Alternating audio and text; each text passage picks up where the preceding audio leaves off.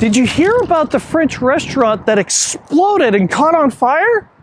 There was debris everywhere. Oh, welcome to Small Business Celebration. We're continuing our series on small business owners who are rising from recession. And our guest this week, well, this is a farm-to-table restaurant that is truly Locale. This is Small Business Celebration. Join us as we learn from successful business owners and successful business leaders about who they are, from where their business has grown, what they have learned, and where their successful business is going. I'm your host, Michael I. Roberts, and we're going to learn something that you can use today to grow a strong and profitable business.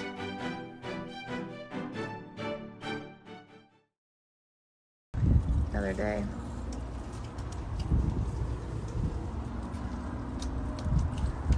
Welcome to Small Business Celebration, and our guest this week is Heather Laganelli, the owner and proprietor of Locale Farm to Table. Welcome to Small Business Celebration. Thank you. Thanks for having me. And for visionaries who don't know who you are, who are you, and what is it that you do? My name is Heather Laganelli, and I am the owner of Locale Farm to Table. We are a farm to table establishment. We locally source and use sustainable and organic ingredients. Now, if you're listening to this program, you may hear gusts of wind, you may hear traffic, you may hear fire trucks and sirens, you may hear people walking by, maybe even a UFO or two that happens to come through. And it's all because we are here in downtown Bakersfield where there is never a dull moment. And we are outside on the patio of Locale Farm to Table. And the reason we're interviewing and talking to Heather today is because she is a true creative. And so often there's the misbegotten cliche that a true creative person is a rotten business owner. Heather is not, because she has had a very successful restaurant here in the heart of downtown. And I wanted to chat with you, Heather, and find out, first of all, explain to our audience who don't know you so well, you're not originally from Bakersfield, and then you came here because... So I moved to Bakersfield back in 2003. So I have been here now for... a long time. That's a long time. Yeah, I didn't even know that. I think it's 2004. So I've been here for 17 years. 17 years, I'm practically native. I mean, I don't know what you're talking about. I'm from Bakersfield. There you are. There it is. It's like you were raised here or something. Yeah.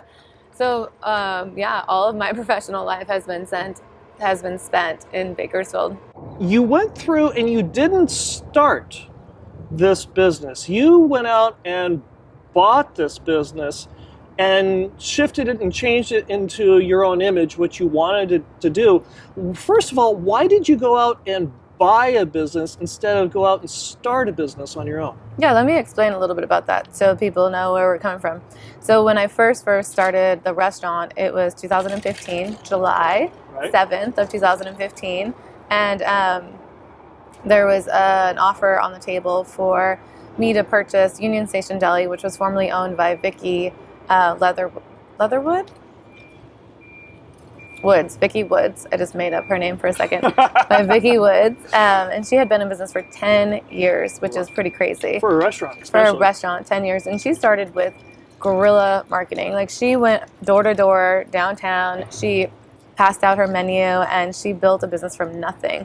And so for me, she was about to retire. She did that as her last hurrah before she would retire. That was her dream, to own a restaurant. Right. And so I was lucky enough to be able to have an opportunity to kind of piggyback on her dream and create a business from an existing business customer base, which is not something that a lot of restaurants do.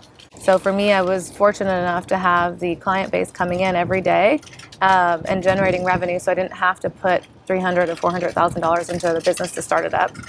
Yeah. So from there, Union Station Deli transitioned into Locale Farm to Table, and like I said, in former talks with people in town, interviews and whatnot, I've always said it was some of the hardest days of my life. Right. Because people hated me. It was so you were frustrating. changing the menu. How dare They you? did not like me at all. Literally, they would look at me and they'd be like, there's salt and pepper on this, ma'am. Or they would ask me to talk to the owner, and I'm like, I am the owner. that's me. And they're like, well, what about there's a dishwasher or something back there? And they're like, what about that guy? Because he was older. Right. No, it's just me. Not Well, gonna get unless you you anywhere. have gray hair, you can't be the owner, correct? I guess. Well, it also was a little bit challenging because the couple that had owned it before were just about to retire. And so I stepped into a space where people were used to, it was a mom and pop environment, and they were just older, and it was like the grandma's like cooking concept, Right, you know, sure, and here sure. I am like talking about aioli and chimichurri and fun and exciting like sauces, and they're just looking at me like I had 20 heads and I was an alien. But you intentionally and incrementally changed the menu. Right. So I slowly but surely, so it all started with seasonal items. So I was going to the farmer's market and I was checking out what was in season. And then every time I would go to the farmer's market, I would try to figure out a way to incorporate something that I had picked up at the market or that was in season or something that played off of something that I had had before. So right now I'm doing a top 15 countdown for our top 15 items on our menu. Nice. It's been really interesting to kind of pinpoint where the inspiration came. Sure. So today we featured our stone fruit and field green salad, which is one of our most popular salads. Sure. And it was interesting just to like look back. So I had a blog that I had created a while back, Right. and I pulled up the blog recipes and things that I had posted years and years ago. And there was a take on the stone fruit and field green salad in my blog, but it wasn't quite where it is now. It was just the fundamental elements, like the foundation of the salad, Right. were like a little glimmer in my eye way back in the day. One of the things that I wanted to touch on is every restaurant in town has a catering division, an arm, an aspect. And one of the things Bakersfield is known for, too, is very much supporting local. Explain to us how you locally source as much as you can, because you can't source everything locally. Right. But you try to source everything as locally as you can. And why is this important when an organization, a business wants to cater an event, especially something that wants to support local?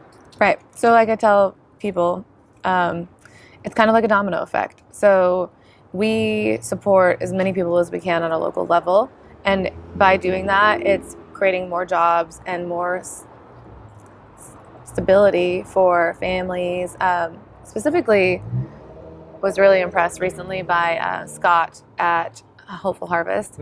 He had reached out to me last week, and he just said that we were able to get him through the pandemic because of the support of we buy something from him every day. Nice. Yeah. Very good. So just that's one element of our business. So everything that we do is based on organic, sustainable, and locally sourced food. So we have a little bit of a pecking order. So we start off by going to the farmer's market. We figure out what's in season. We try to like sprinkle whatever we can in from the farmers market. And then we have other farmers and artisans that we work with locally. So Jackie from the Hen's Roost, she's almost lost it. Jackie from the Hen's Roost, she produces almond butter and different types of nut butters. I think she has like 10 different varieties of nut butters. And so we'll use those for our cookies. We have this thing called Heaven on Earth. Have you tried it? No, I haven't. You're missing out. Okay, well, I'll have some tomorrow. You should. It's a croissant. It's a dessert sandwich. Okay. So it's a croissant. It's grilled inside out. And we cut it into like 4 pieces so it's easy to share. But we use chocolate hazelnut spread, sauteed bananas. You can even get it with local berries. We use strawberries right now. And then it has an almond butter from her, some local almonds, and a marshmallow cream sauce. And so it's really different. Like it's nice. It's like a sounds good. It's like a big kid dessert, you know? Like it's, yes. Little bit of sinfulness, but that's okay. I'm delicious. Absolutely. Delicious. Part of the success that you've had with Locale Farm to Table is social media. Yes. And I've heard from a very reliable source, last week's guest here on Small Business Celebration, told me that you are very good at social media. And first of all, why is social media important? And then second of all, what are a couple things that you do that you have found to be extremely effective? So social media is important because it basically expands your reach. From a marketing standpoint, advertising used to be print, TV, radio. There was certain platforms that people would use to kind of networking. But now we have this magical platform that is accessible via the internet. Right. And we have the ability to reach tenfold the people that we could in the past. And Right. so making connections with people is a little bit easier these days than it has been ever in our lifetime. Well, especially here during COVID and the pandemic, even though it's springtime from COVID, as I've been referring, through this whole period, people have gotten used to pulling out their mobile device, and that's where they're getting their information. Yeah. And they're getting it off of social media. So what are some of the things that you do on LinkedIn and Facebook and Instagram and the likes that you use to great effect? Natural light. So taking photos in a well-lit environment, not direct sunlight. Direct sunlight has like shadows and it's a little bit harsher, it's a little bit less balanced. And so even when I look back at my pictures from 10, 15 years ago of food, it's the worst to me right now if I have to do an event at night and I want to capture the essence of the event because it's not as like photogenic. The food isn't as photogenic when it's low light settings. So taking food or any element of any product of anything that you're doing to bring it out into a natural light, a low light, natural light, where it's indirect sunlight, has been a huge trick that I've used over the years now. And then posting regularly, so at least once or twice a day. And if you can't post on your actual feed, even if you just post on your stories, that just keeps people in a top of mind setting, you know, so an awareness is really what you're looking to gain. If Visioneers want to get in touch with you, how do they do that? They can connect with me on Instagram via direct message, or they can call the restaurant and leave a message for me. What's your handle on Instagram? It's Locale Farm to Table. And Locale with an E. It's so Locale, the definition, or by definition, Locale is Locale, and it's the spot. So it's a location, coordinates. If you were to pull up a map, Locale is the name of the restaurant. It's the place to be? It is the place to be. It's a play on words for us because we really wanted it to be indicative of two things, like where you are and like being proud of where you are in Bakersfield. I feel like a lot of people are eager to spread positivity right now about Bakersfield and just be proud of things that we're doing in this community. And so for me, Locale has been something that can stand for like progress. Sure. And then also local. So a play on words because it looks like it could mean local, but it's really locale. So locally sourced ingredients and just supporting our local community. And if you enjoy Small Business Celebration, go ahead and like, subscribe, and notify, and leave a comment. We love the comments that Visioneers like you go ahead and give this program. And when we come back, we're going to go ahead and dive deeper into the creative aspects of Locale Farm to Table, and more specifically, some of the challenges that Heather has overcome quite successfully when we come right back. My name is Josh D'Amigo, and I'm a Toastmaster from Ventura, California. Toastmasters has helped me build my career and relate to small business owners in a myriad of ways. Too many ways to list in 30 seconds. But the most impactful way that Toastmasters has helped me is to come up with believable answers to really bad questions on the fly. This is not just in my presentations at work, but it's also at city council meetings and at my local chamber. I invite you to join us at Toastmasters, and I look forward to seeing you there. Toastmasters, the fun and relaxed group of leaders who will help you get ahead. Go to Toastmasters.org and click on the Find a Club button and set your business ahead of COVID and ahead of your competition. Go to Toastmasters.org and click on the Find a Club button. That's Toastmasters.org and click on the Find a Club button today. We're here with Heather Laganelli, the owner of Locale Farm to Table, and our Visioneer question comes from Megan, who asks, my partner and I have come to the realization that in order for our business to grow, we need to change the type of customer we serve. What have you done to change your business so you can attract the kind of customer your business needs in order to grow? That's a really it hits home. That question hits home for me because in the beginning of Locale, we were catering to customers that were not our ideal customer. Right. And we had to figure out a way to attract that ideal customer and kind of be okay with phasing out of the customers that just really didn't meet our, they weren't in line with our business. And so I actually was talking to Daryl from State Farm the other day. I don't know if you've... Oh, Daryl Dean Santos? Yes, Daryl Dean Big Santos. fan of the show. Yes. Have you interviewed him yet? I haven't, but he is on the list. Okay. We're waiting for him to get to his 5-year mark so that he can be on the show. He's like ready. I know. He's totally ready. You don't have to wait for him. I was talking to him yesterday. He's always sending me good reads and recommendations, Yes. and he's full of insight. And even we've been having some struggles with staffing lately, and so I told him, I have some people that have they want to be here. They truly want to be a part of our team. They just don't have the know-how or the experience or the capabilities right now to provide our customers with a service that we stand for. Right. And so he was giving me some tips. He's like, well, have you done a top 10 yet?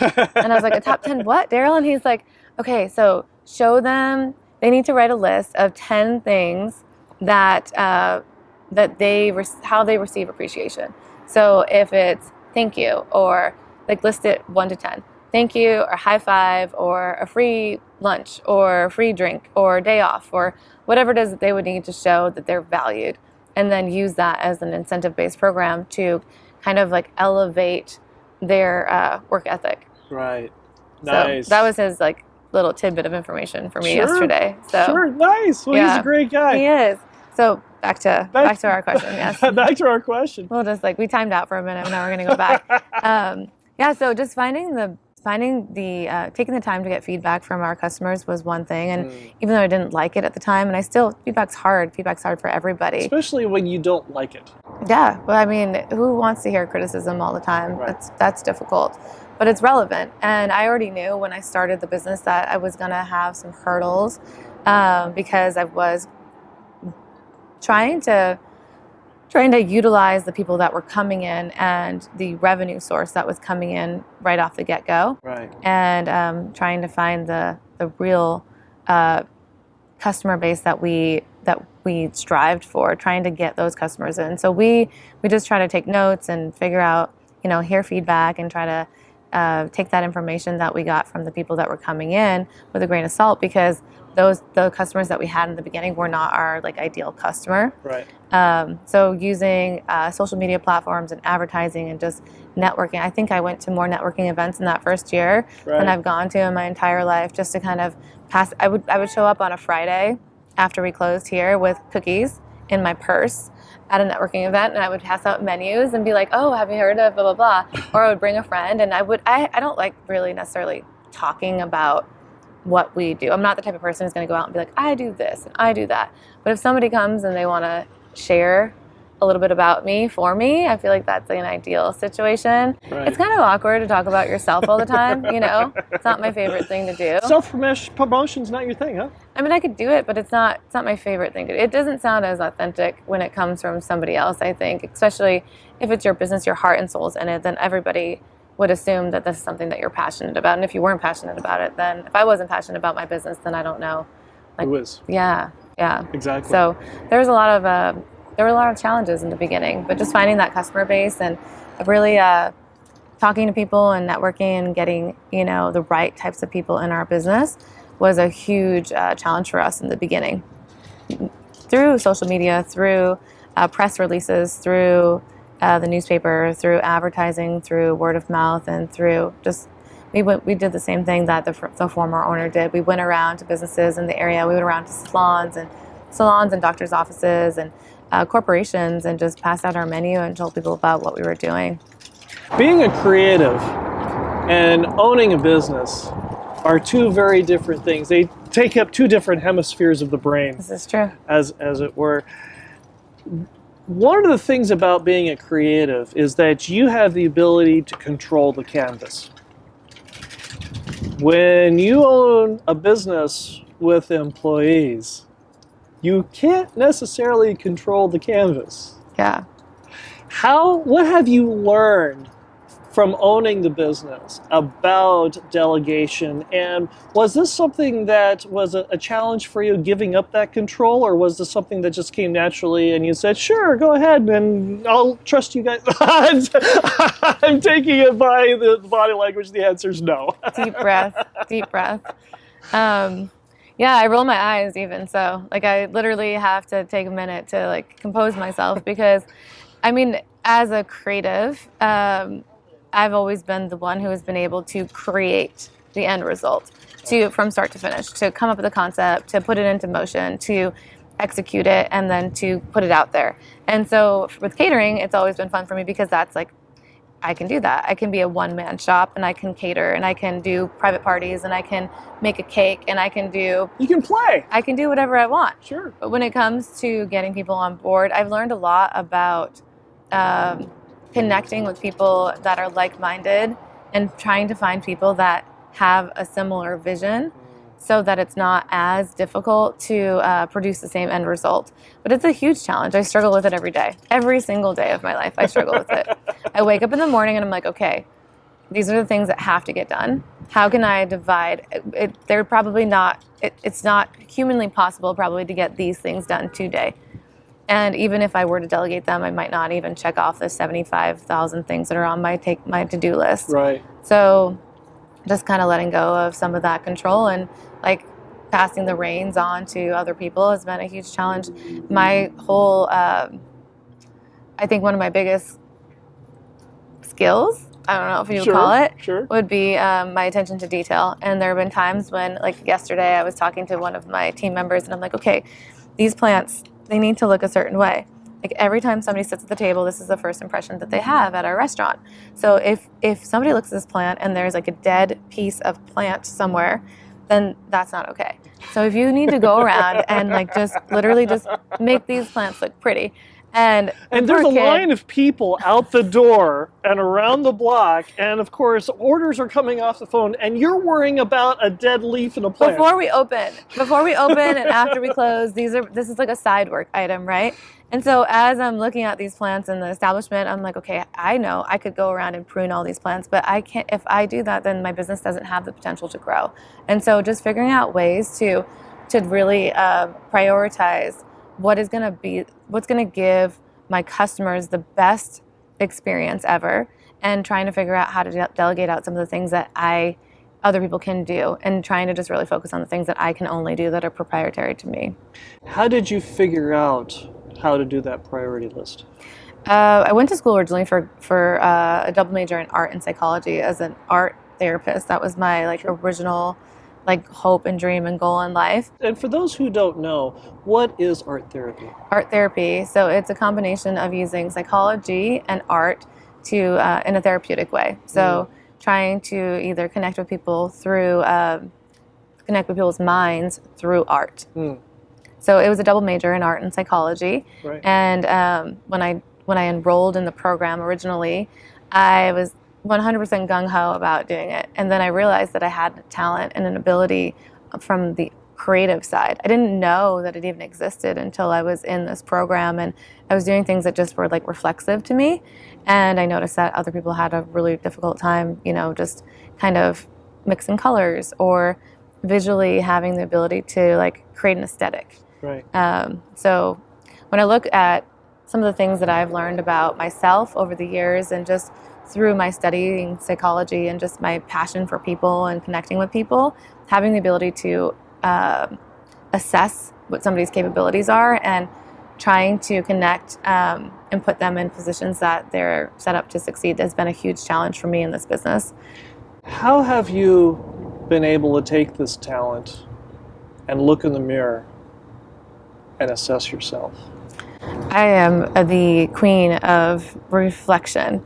I am literally all about every day, all day. I recap my day and try to figure out ways that I could have had more success or made something easier for somebody, or even spoken in a way that might have impacted somebody in a different way, or it's just who I am. I think it's part of my upbringing maybe, or I don't even know where it came from. I haven't really 100% identified that yet. But how has this helped you in your business? So I think it helps because it's real, you know? Like when I talk to my staff sometimes and they're like, sometimes, Heather, I think that you have really high expectations and that you think I'm capable of doing these things that I don't even know I'm capable of doing. But it's true. I mean, when you're able to see somebody's ability and talent and try to figure out ways to put them in positions that are going to set them up for success, it's definitely a challenge. It's not always successful. There's a lot of trial and error, but that's my goal every day. And it's helped me because I've been able to weigh out options. You know, sometimes I'll have this dream. Somebody will say like, I'm a chef, I work the line, I do these things. And they get on the line and they're just not, the setting isn't right for them. And so I have to figure out ways to move them around and like utilize somebody that has a good heart and good intentions and is just a really great person and try to figure out how I can still like keep them as a part of our team without challenging or disrupting their flow. That's been a huge challenge for me. But it's been something that's been kind of fun at the same time, you know? Yeah. And we'll be right back.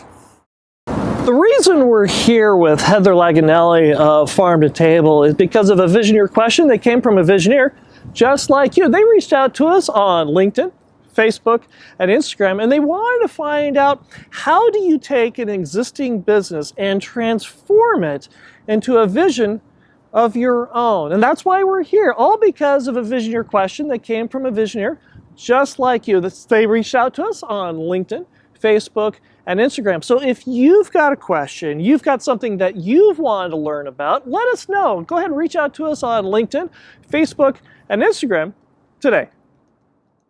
We're here with Heather Laganelli, the owner of Locale Farm to Table, and our Visioneer question comes from Drew, who asked, due to COVID, we are offering new and different products and services that we used to sell.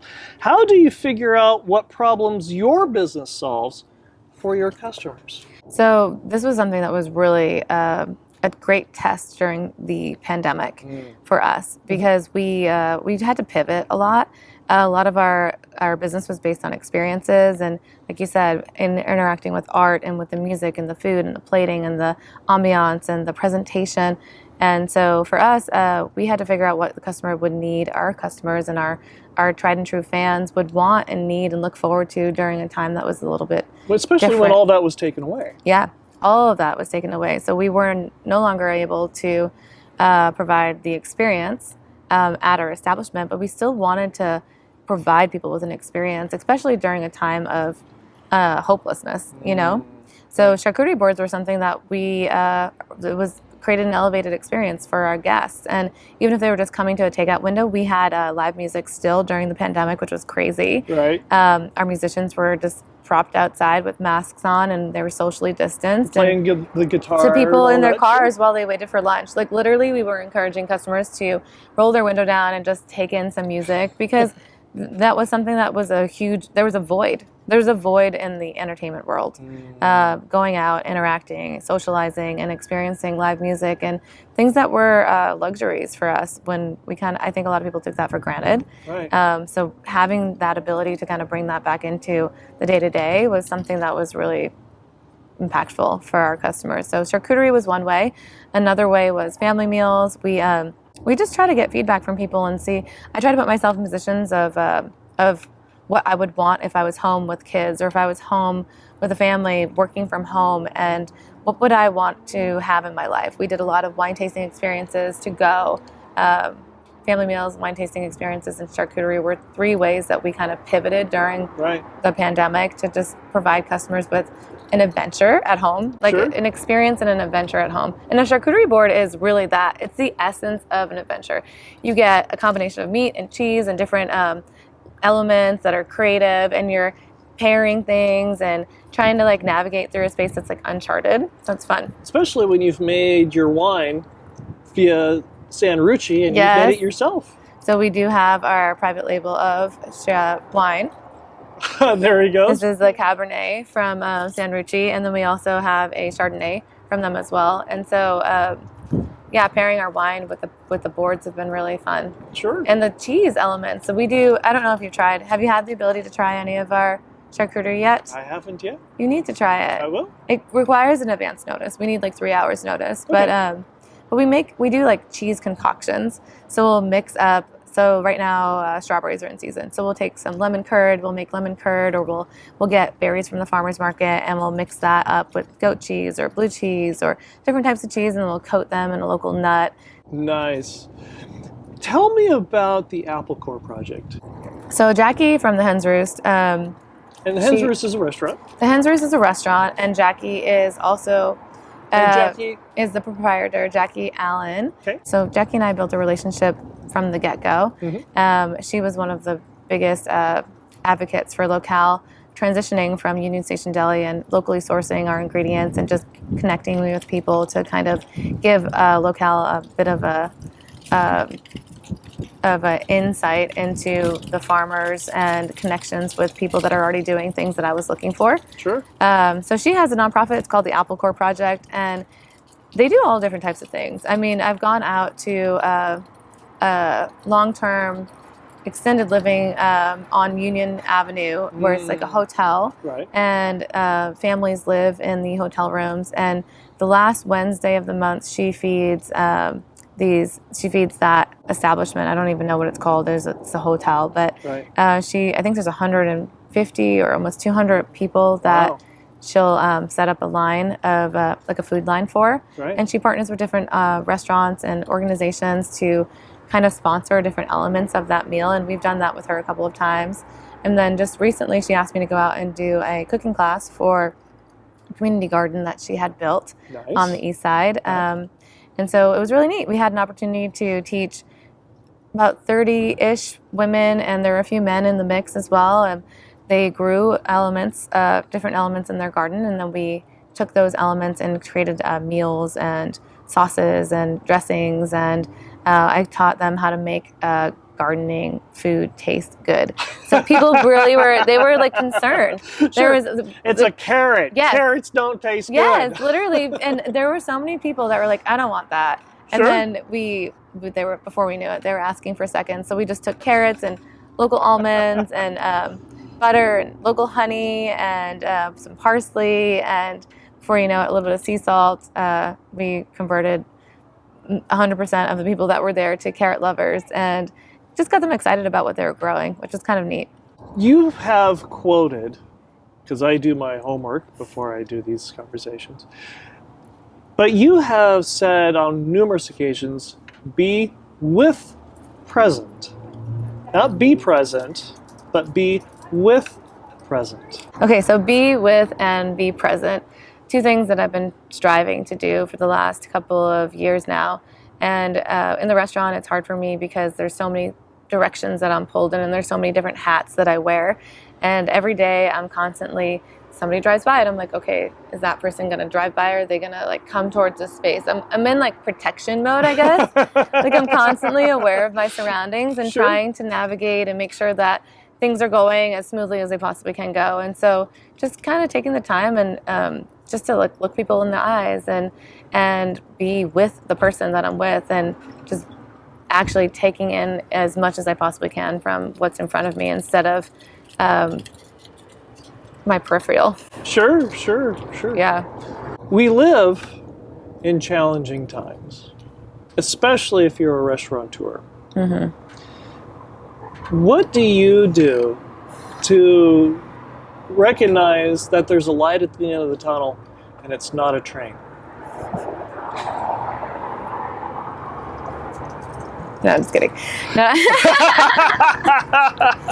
No, it's just day by day. For me, every day is a different day, and I try to wake up with a mindset of, there's going to be fires. Every day I'm going to have certain fires that I'm going to put out, and I lean on a lot of my peers, especially during the last year. There's been so many unpredictable moments, and just kind of connecting with people that are going through the same things that I'm going through, and having the ability to kind of like problem solve and talk through some of the things that the challenges that we've been faced with. Just really utilizing the resources that I have, and leaning on the community and my peers to kind of just provide hope. And we've done a lot of actual hope projects over the last year or so. We did a wall of hope where we had our customers write down inspirational messages about their life, and we posted it on our wall inside. And then we did a wall of hope, and we did a little hope challenge. We've done quite a few things around hope. Our alley in the back right behind us is a rotating art alley. And during COVID, I had painted myself a mural, and it said kindness changes everything. And I was just trying to instill, you know, the belief that this is a temporary time for us. This is a blimp. This is a little moment, just a small moment in our lives, and it's going to be over before we know it. And life will kind of, you know, 10 years from now, we'll look back and we'll laugh about all of the monstrosity, you know, like all of the craziness that we went through with masks and cleanliness and sanitation and everything that we went through. So just day by day and leaning on people that have gone through trying times and are going through similar things that I'm going through has been kind of what I've done. If visionaries want to find out the locale, the place to be, how do they do that?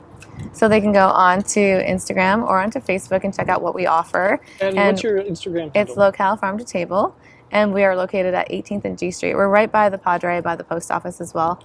So they can come on by. We have black and white umbrellas up Monday through Friday from 10 to 3. We're a lunch establishment. We do catering and private parties and birthday events and all of the good things. So they can always reach out via direct message on Instagram. That's my preferred method of contact. Well, Heather, this has been a pleasure. Thank you very much for joining us here on Small Business Celebration. Yeah, absolutely. Thanks for having me. I appreciate it. And we'll be right back with my final thought. My name is Josh D'Amigo, and I'm a Toastmaster from Ventura, California. Toastmasters has helped me build my career and relate to small business owners in a myriad of ways. Too many ways to list in 30 seconds. But the most impactful way that Toastmasters has helped me is to come up with believable answers to really bad questions on the fly. This is not just in my presentations at work, but it's also at city council meetings and at my local chamber. I invite you to join us at Toastmasters, and I look forward to seeing you there. Toastmasters, the fun and relaxed group of leaders who will help you get ahead. Go to Toastmasters.org and click on the Find a Club button and set your business ahead of COVID and ahead of your competition. Go to Toastmasters.org and click on the Find a Club button. That's Toastmasters.org and click on the Find a Club button today. My wife and I have a dog named Bella, and she's about 12 years old. We refer to her as a schnotty dog. She is part Scottish Terrier. She's a mutt, and she's about 18 inches tall, but over the 12 years, she's learned a few things. And a couple weeks ago, my wife and I were cooking dinner, and we're very busy people, so when we get the opportunity to cook dinner together, we do. And we were cooking steak that night, and my wife was cutting up the steak. And we also have a pair of Russian blue cats, and one of them, his name is Sasha. When Sasha jumped up on the counter, startled my wife, and a piece of steak went flying through the air, to which Bella happened to be in the right place at the right time. She snatched that piece of steak right out of midair. Bella had been focused on what was important.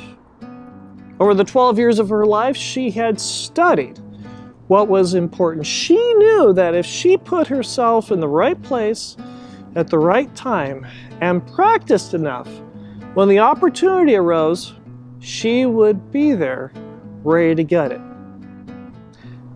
How about you and your business? Are you practicing the things that you need to practice to be in the right position to strike when the opportunity arises? Are you ready for that piece of steak to come flying through the air and snatch it out of midair? Until next time, we'll see you here on Small Business Celebration, and I hope that our conversation with Heather Laganelli here at Farm to Table gave you some insight for your business and gave you some thoughts of something that you can use to grow a strong and profitable business, and we'll see you next week. When I was in New Haven, I lived on top of a pizza place. Right. And so I remember they made the best chicken parmesan sandwich ever. And chicken parmesan sandwiches are very common on the East Coast. Here, We do have one. It's on our secret menu. Nice. People don't know about it. I don't now know. you know. Hear it first.